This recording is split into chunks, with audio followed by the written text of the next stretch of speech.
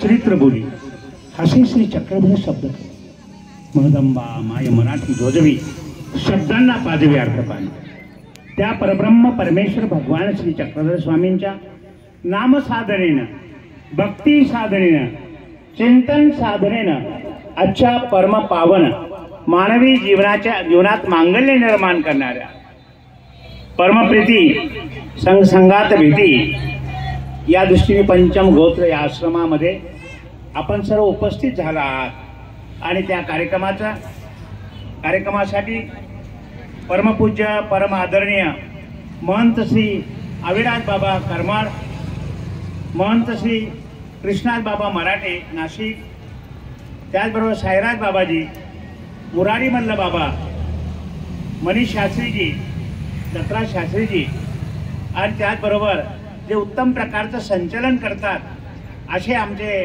आदरणीय साहेबरावजी महानुभाव सर,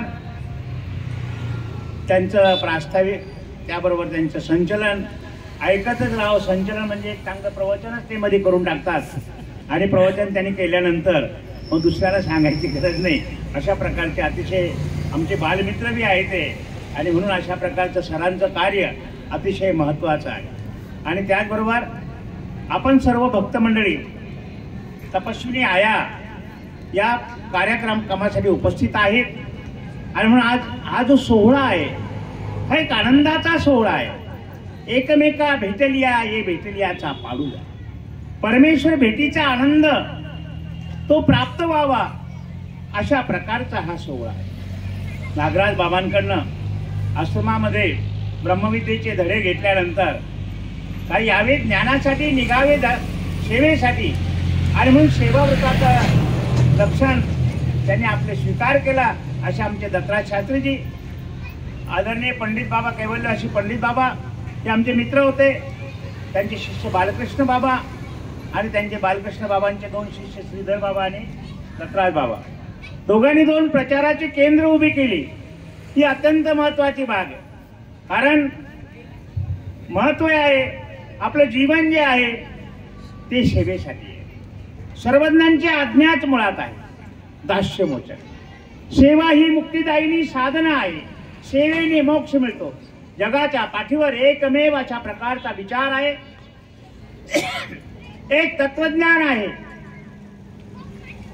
कारण कुठल्याही कर्मकांडाची गरज नाही आहे, फक्त सेवा दास्यमोचक.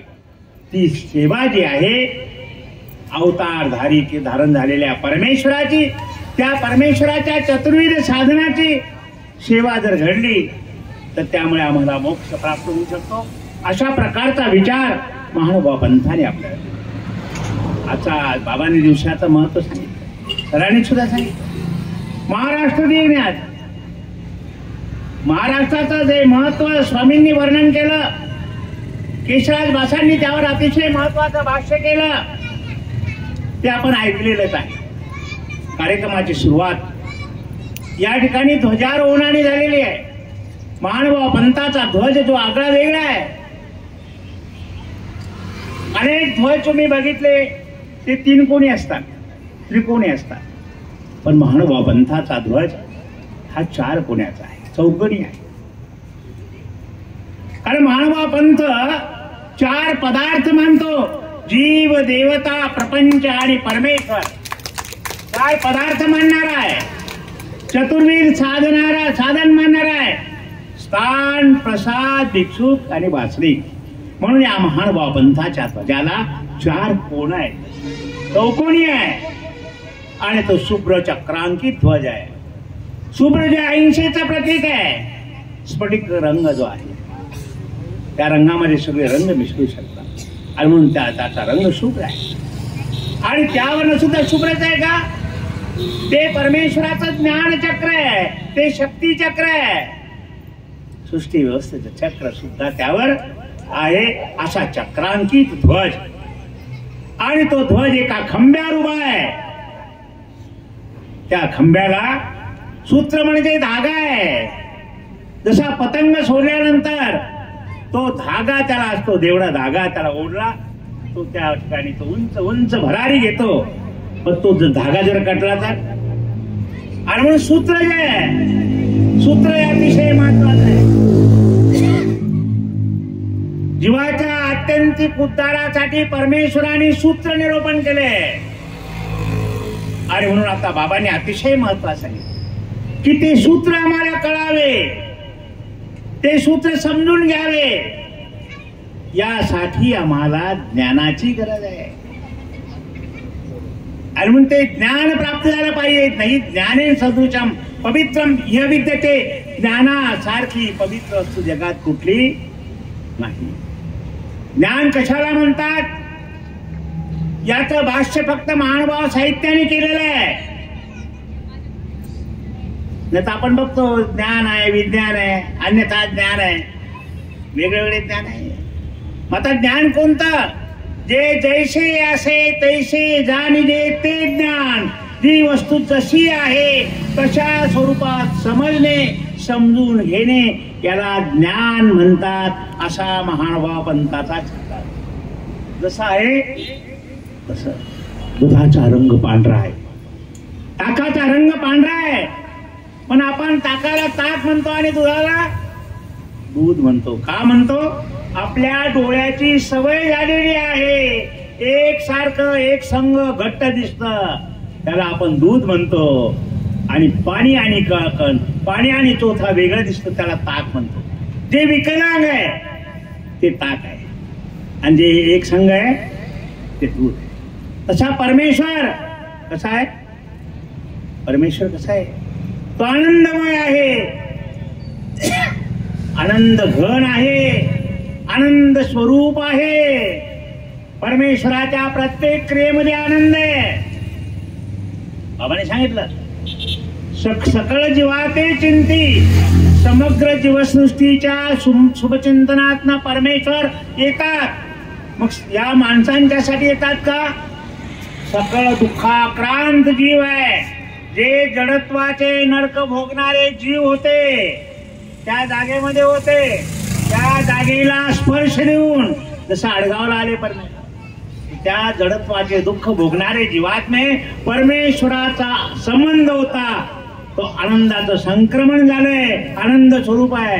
आणि त्यामुळे तिथलं दुःख, त्या ठिकाणचे जडत्वाचे दुःख भोगणारे जीवात्मे सुद्धा त्यातनं मुक्त झाले.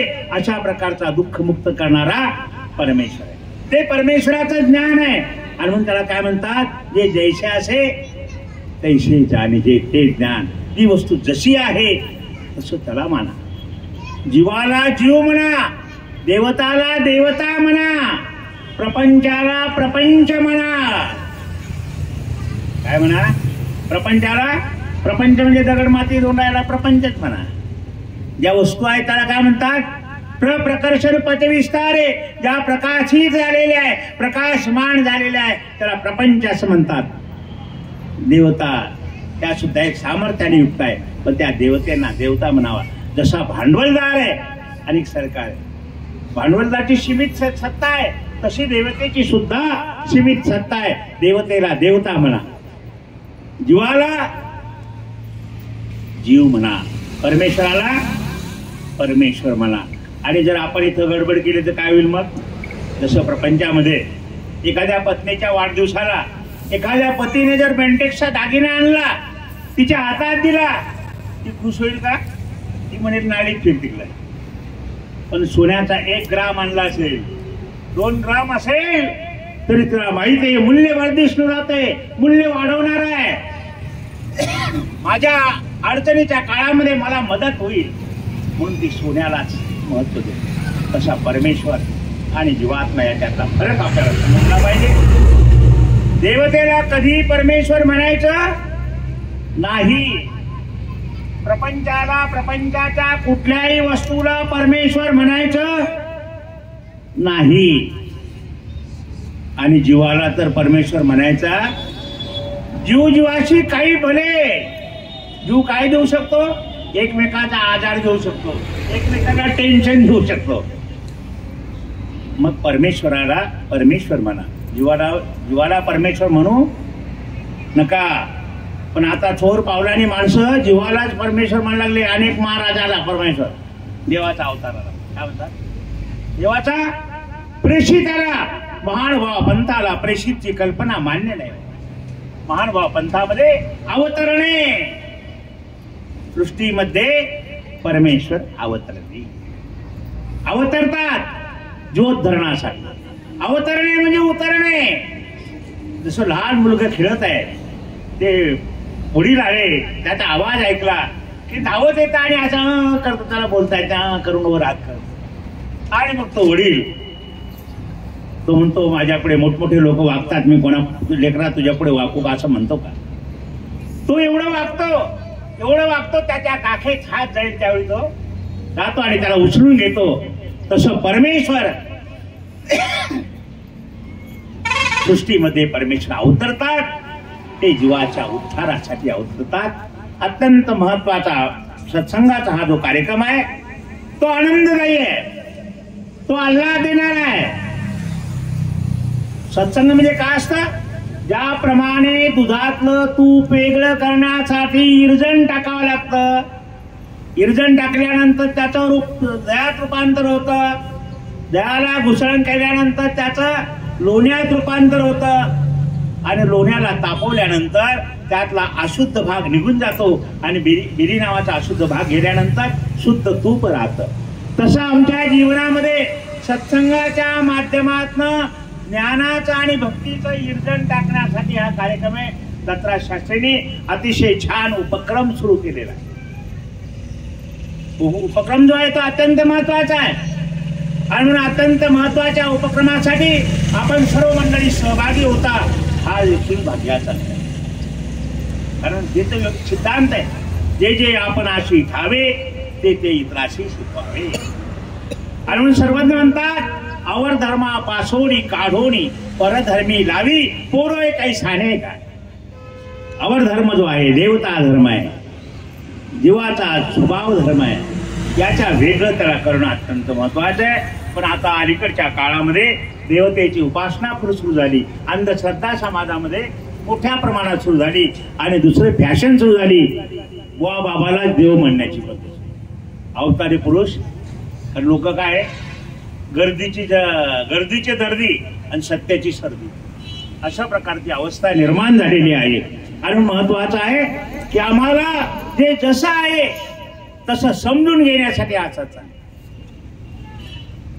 त्या सत्संगाच्या माध्यमातून आमच्या जीवनाला परिवर्तन प्राप्त होणार आहे. आम्हाला दोन गोष्टी करणार आहे. त्या निमित्ताने आम्हाला ज्ञानाचे दोन विचार ऐकायला मिळाले. संत दर्शन आपल्याला होणार आहे. बाबाने अगोदर सांगितलं सत्पात्राचे दर्शने होता पापाच पुरस्कार. सत्पात्राचं दर्शन झालं तर आमच्या पापाचं पुरस्कार म्हणजे प्राश्चित. कारण जीवाला या सर्व अविधी ग्रासाला वेळ लागत नाही. अविधी ते प्रसवे जीव धर्मापासोनी जाय. आता अनेक मंडळी असतात ते म्हणतात आम्ही उपदेश घेतलेला आहे. मोठ्या बाबाचा उपदेश घेतला म्हणजे सारखा मोठ्या बाबाचा उपदेश घेतला म्हणतात. वेळेचे मोठे बाबाने उपदेश घेतला. कोणी आलं सांगता बाबाचा उपदेश घेतला. पण बाबा हो पश्चात प्रहरी उठीजे तो शारसुतू काळ देवता हृदयाशी आहे. पश्चात सकाळचा जो वेळ आहे तो सात्विक वेळ आहे. तो परमेश्वर आपल्या हृदयाशी येतो. पण आपण स्मरणाला उठलं पाहिजे ना हो.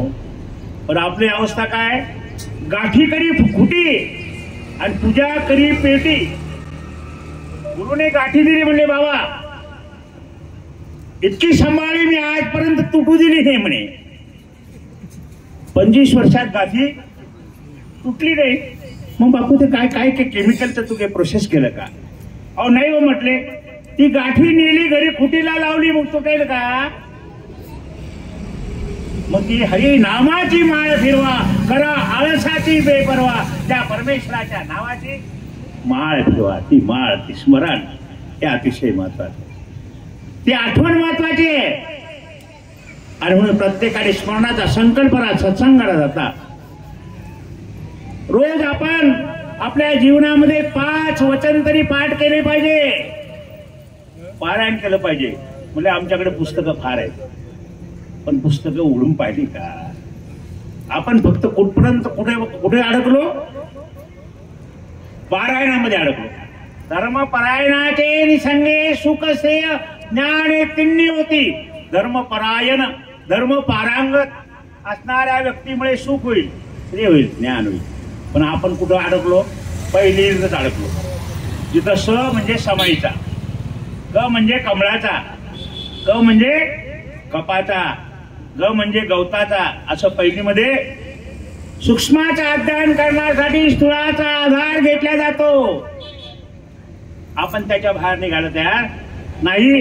आपलं उठलं रोजचं पारायण तेच असते. म्हातारे होतात, पारायण कोणतं असतं? एकच. अपुत्रो लभते पुत्र धनधान्य समान्विता राजमान्य भवेत लक्ष्मी प्राप्त. आता शेवट जाण्याची वेळ आली तरी राजमान्यता पाहिजे. काय पाहिजे? अपुत्राला पुत्रच पाहिजे. आणि म्हणून करता बाबांनी अतिशय महत्वाचा कनाशीचा दृष्टांत सांगितला. जीव सकळी पावे एक वांचवणी एका परमेश्वरा वांचून जगातल्या सगळ्या गोष्टी प्राप्त केल्या जाऊ शकतात. एका परमेश्वराला प्राप्त करण्यासाठी परमेश्वर पाविजे. परमेश्वराचीच प्राप्ती तुम्हाला करायची असेल तर त्या परमेश्वराचं चिंतन करावं लागेल. तुम्हाला जे पाहिजे असेल ते पेरावं लागेल. झाड लगाया बबूल का तो आम खाचे खाय. झाड तुम्हाला त्या बीज सुद्धा आम्हाला आमच्या उत्कर्षाचं, उद्धरणाचं, आत्मशांतीचं, आत्मोन्नतीचं, आत्मउद्धाराचं बीज पेरावं लागेल. त्यासाठी हा सत्संग आहे. आणि अतिशय महत्वाचा आश्रमचं नाव दिलं पंचमगोत्र. पंचमगोत्र परमेश्वर, परमेश्वराचे आपण गोत्र. कारण जीवाचा सोयरा कोण आहे? सोयरा परमेश्वर जोडा, नाही तर घालेले यमकोडा. सोयरा कसा असावा? ते आमची सोय करणारा असावा, आम्हाला अडचणीत आधार देणारा असावा, त्याला सोयरा. सोय होते म्हणून सोयरा. तसा परमेश्वर आम्हाला आमचा जीवाचा नित्य सोयरा, नित्य बंधू अशा प्रकारचा परमेश्वर आहे. आणि त्या परमेश्वराचं चिंतन करण्यासाठी, त्या परमेश्वराचं स्मरण करण्यासाठी आम्हाला सत्संगांच्या माध्यमातून अभ्यास करायचा आहे, ट्रेनिंग करायची, सहवास करायचा आहे. आणि त्या परमेश्वराचं स्मरण कसं करावं, त्या परमेश्वराची वचनं कशी करावी, वचनं कशी पाठ करावी हे आपल्याला समजलं पाहिजे. आणि ते वचन झाल्यानंतर त्या वचनाप्रमाणे वागण्याचा संकल्प सुद्धा केला पाहिजे, तरच आम्हाला लाभ होईल. कारण हे लाभाचे लाभ, परमेश्वर कसं आहे? लाभाचाही लाभ आहे. आणि असा लाभ जर आम्हाला प्राप्त व्हायचा पाहिजे म्हणून आम्हाला विधी करिता विधीश्वरे विधी ते अविधी परी अरे. विधी करू लागलो तर आम्हाला विधी घडेल आणि अविधीचा परिहार होईल. आपण साधी व्यवहाराची गोष्ट बघतो ना. परमेश्वर म्हणतात अनन्यश्चिंतयन्तो माम यजना परिपासते तेषां नित्याभियुक्तानां योगक्षेम वाम. जो माझी अनन्य भावाने श्रद्धेने चिंता करतो त्याचा योग म्हणजे प्राप्त करून देणे, क्षेम म्हणजे चालवणे. मी चालवतो. याला प्रमाण काय आहे? प्रमाण आहे आपल्याला. आपले आई वडील आपल्या मुलीचं लालन पालन करतात, शिकवतात आणि मुलगी वयात आली की कन्यादान करतात. कन्यादान होताच मुलगी आपल्या मालकाला समर्पण होते. तुम्ही माझी आणि मी तुमची. तिच्या खाण्याची, पिण्याची, सुखाची, दुःखाची, तिच्या परिवर्तनाची, होणाऱ्या मुलाची जबाबदारी कोण घेतो? तो तिचा नवरा घेतो. म्हणून त्याला काय म्हणतात? पती. पत आहे म्हणून पती. आणि पत नसली तर फारकती. मग आता परमेश्वराजवळ आमची पत निर्माण करायची असेल आम्हाला त्या परमेश्वराला अनन्य भावे शरण जावं लागेल. बाबांनी अतिशय महत्त्वाचं सांगितलं. कारण अनुसरण्याचा देव कोणाचा आहे? अनुसरण जे आहे येथोनी म्हणतले ते जे अधीन होईजे या ते अनुसरण बोलीजे. परमेश्वराचं अधीन होणं परमेश्वराच्या अधीन होणं अत्यंत महत्वाचं. हे सगळे देवाचे, देव देईल ते आपल्याकडे चुकून आपल्याला प्रमाद घडायला वेळ लागत नाही. आणि म्हणून व्यवहारामध्ये साधी गोष्ट आहे. एखादी स्त्री म्हणते हे माझ्या भावासारखे दिसतात, हे माझ्या काकासारखे दिसतात, मामासारखे दिसतात, जवळसारखे दिसतात, पण असं म्हणते का ते पतीसारखे दिसतात?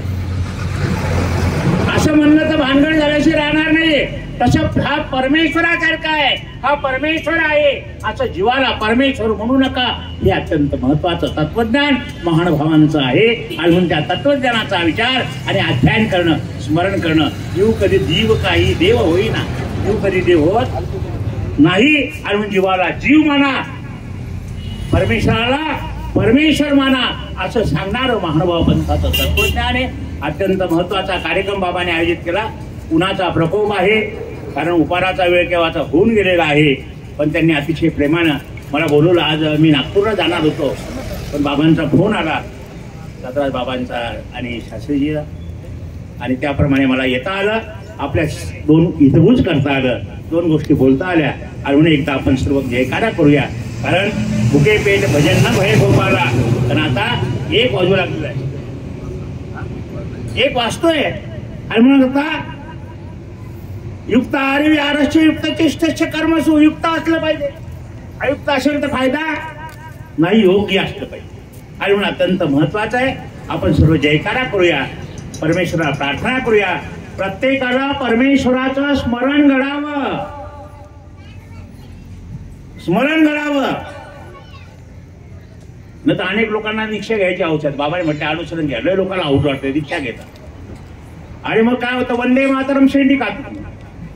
काय काय होतंय, वंदे मातरम शेंडी कातरम. गुरु पाष्टांचे पाष्ट, दोघं घेत नाही कष्ट, त्यामुळे पंथ काढतो अस्पष्ट. आणि म्हणजे मधीच भक्त होतं का, असं होता कामा नये. आणि म्हणून महत्वाचं आहे अनुसरल्याचा देव. अनुसरण म्हणजे अनुकरल्याचा नाही, अनुकरणाचा नाही, अनुसरल्याचा आहे. मग तिथं तुम्हाला घरी प्रॅक्टिस करा, हरिस्मरणाची प्रॅक्टिस करा. प्रपंचात असणाऱ्या वस्तूचा त्याग तुम्हाला घरी बसून करा. आणि मग ती सवय झाल्यानंतर मग तुम्ही त्या कपडे बदला. नाही तर अनेक मंडळी आम्ही आता बघतो, कधी कधी दुःख वाटलं, रिक्षा एवढ्या फास्ट घेऊन टाकतात आणि मग काही मन काही निघत. कवी म्हणतो, विषयातून मन काढा, परमेश्वर नाम गाजवा नाका, तरच चुकेल यमपुरीचा नाका. यमपुरीचा नाका चुकायचा असेल तर परमेश्वर नाम गाजवा नाका. म्हणून आम्ही स्मरणनिष्ठ व्हावं, ईश्वराच्या अनन्य भक्तीचा मार्ग आमच्यामध्ये उतरावा, आमच्या मनामध्ये अनुताप असावा. आणि तो अनुताप आम्हाला इथं करता आला पाहिजे. नाही तर मग दीक्षा घेतली म्हणजे मग आम्ही 10 वर्ष झाले म्हणजे बाबा घरी गेलो, पण आठवड्यातून मुलगा येते भेटायला आणि मुलगी येते भेटायला, आणि घरच्या सगळ्या समाजाला जमते. आणि मार्गात मिळाली पूजा आणि वस्तू सगळ्या घरी पाठवतो. असं अनुसरण करून मी थोडा स्पष्ट बोलणार आहे. साळकर बाबा थोडं स्पष्ट बोलले का लोकांना राग येतो, मी बोलणं कमी केलं. आणि म्हणून एकदा आपण जयकारा करूया.